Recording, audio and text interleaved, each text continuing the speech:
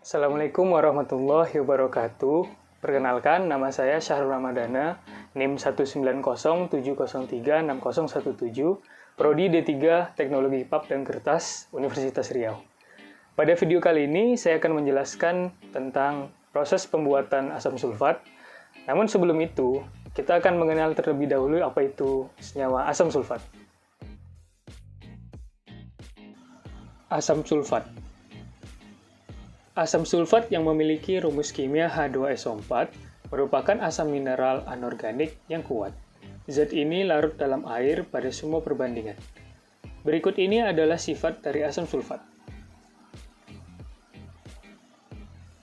Asam sulfat merupakan komoditas kimia yang sangat penting, dan produksi asam sulfat dari suatu negara telah menjadi indikator yang cukup baik dari kekuatan industri untuk abad terakhir atau lebih. Beberapa kegunaan dari asam sulfat yaitu, yang pertama, untuk pembuatan rayon. Yang kedua, membantu menetralkan serat pulp menjadi permukaan kertas yang keras. Dan yang ketiga, sebagai penghilang oksidasi, kerak, dan karat pada industri besi dan baja. Berikut ini adalah diagram flow dari proses pembuatan asam sulfat. Pada diagram flow ini, dapat kita bagi menjadi 3 bagian, yaitu yang pertama, proses pembakaran belerang. Yang kedua, oksidasi katalitik SO2 menjadi SO3 dengan bantuan katalis. Dan yang ketiga, absorpsi gas SO3. Pertama, proses pembakaran belerang. Proses produksi asam sulfat diawali dengan peleburan sulfur padat pada konsentrasi 93-98% sebagai bahan baku utama menggunakan steam yang dialirkan pada koil di sulfur melter. Kemudian sulfur cair dipompakan dari sulfur melter melalui pipa-pipa dan disemprotkan ke dalam furnace.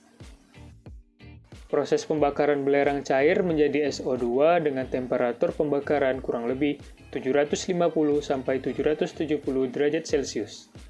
Reaksi yang terjadi adalah sebagai berikut.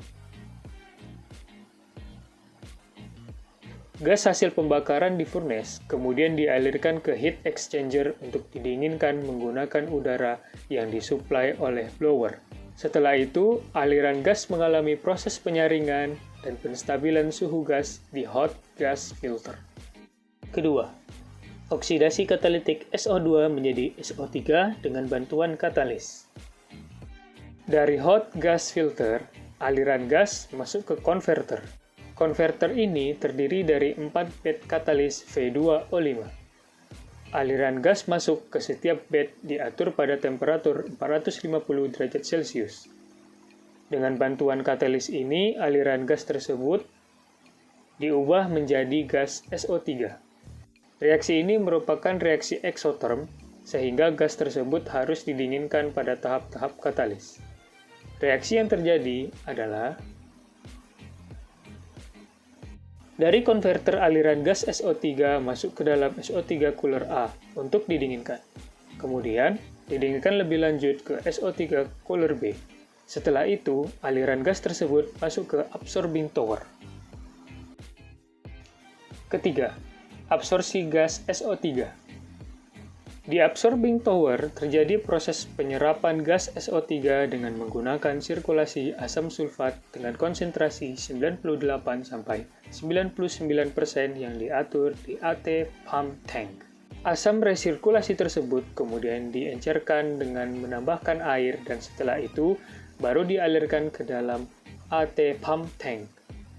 Asam sulfat yang dihasilkan pada pump tank tersebut setelah mencapai level maksimum yang ditentukan, kemudian ditransfer dan ditampung ke sulfuric acid storage tank.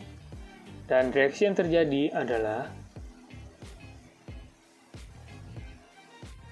Baiklah, sekian penjelasan mengenai proses pembuatan asam sulfat.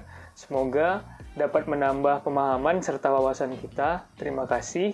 Assalamualaikum warahmatullahi wabarakatuh.